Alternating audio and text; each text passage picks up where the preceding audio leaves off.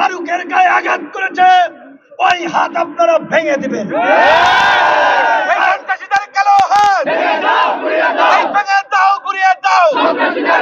তার জন্য যদি ছেড়ে যেতে হয়, হুকুমদাতা হিসেবে 1 নম্বর আসামি আমি অবাক বললাম। কিন্তু আজকে এইখানে ফারুক হাসানকে ছুরি দিয়ে এইখানে আঘাত করে কপাল কেটে গিয়েছে। ছুরি তারা কোত্থেকে নিয়ে আসলো? তাহলে তাদের হাতে ছুরি আগে থেকে ছিল। আমি কিংবা রাশেদ খান যদি থাকতাম, আমাদেরও তো পেটের মধ্যে একটা ছুরি চালিয়ে দিতে পারত। তো সরকারের সাথে আমাদের কোনো বিরোধ নাই, মুখোমুখি অবস্থানও নাই। কারণ এই সরকারের যে উপদেষ্টা সবচেয়ে ডেডিকেটেড কে নাহিদ ধরেন মার খেয়েছে, নাহিদ মার খেয়েছে একদিন। এইখানে যারা দাঁড়িয়ে আছে 100 দিন মার খেয়েছে। 28 বছর পরে ডাকসুর ভিপি হয়েও ক্যাম্পাসে যে কয়বার মার খেয়েছি, অনেক উপদেষ্টা আওয়ামী লীগের বিরুদ্ধে ওই কয়েকদিন বক্তব্য দেন নাই। অবশ্যই আসিফ এবং নাহিদ তো আমাদের সহ আন্দোলনকারী, আরো অনেকে মাহফুজ সবাই আমাদের ঘনিষ্ঠ, আমাদের সহযোদ্ধা সহকর্মী। একসাথে এনআরসিসি এর বিরুদ্ধে আন্দোলন করছি, ডাকসুতে নির্বাচন করেছে তারা, ছাত্র অধিকার পরিষদের সাথে ছিল।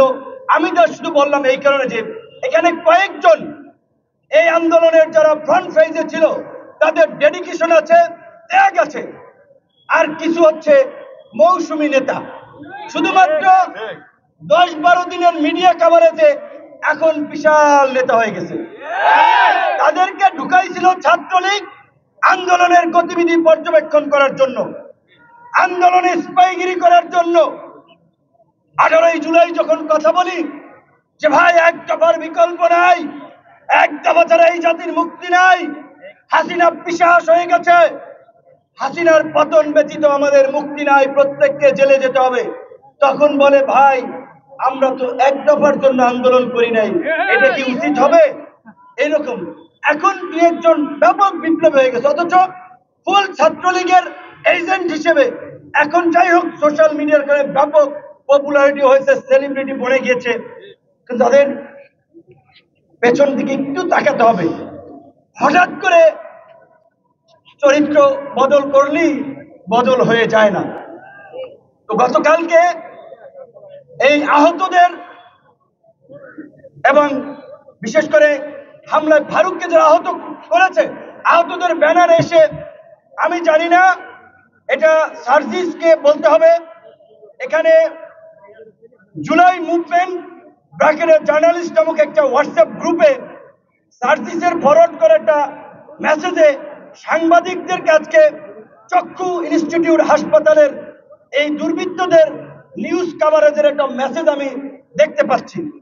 এটি যদি সঠিক হয় তাহলে গতকালকে থেকে সার্জিসের সম্পৃক্ততা নিয়ে যে অভিযোগটি এসেছে সেই বিষয়ে সার্জিসকে পরিষ্কার করতে হবে।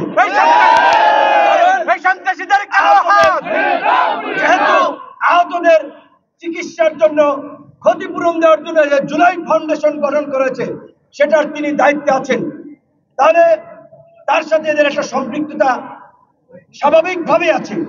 এখন এই হামলায় আছে কিনা সেইটা আমরা জানি না। আমি পরিষ্কার ভাবে আমাদের নেতা কর্মীদেরকে বলে দিতে চাই, ধৈর্যের সীমা ছাড়িয়ে গেছে, সহ্যের বাঁধ ভেঙে গেছে।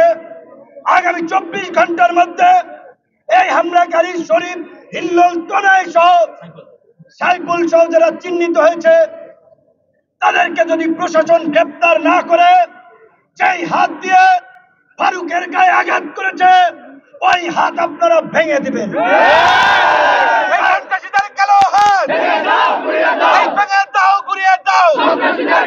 তার জন্য যদি ছেড়ে যেতে হয়, হুকুমদাতা হিসেবে 1 নম্বর আসামি আমি অবাক বললাম। কিন্তু এখন যদি আমাদের রক্তে ভেজা বাংলাদেশে এই অধিকার পরিষদের নেতা কর্মীরা গত 7-8 বছর ধারাবাহিকভাবে যে লড়াই সংগ্রাম করেছে, রক্ত দিয়েছে, এই রক্তই আজকে বিপ্লবের প্রেক্ষাপট তৈরি করেছে।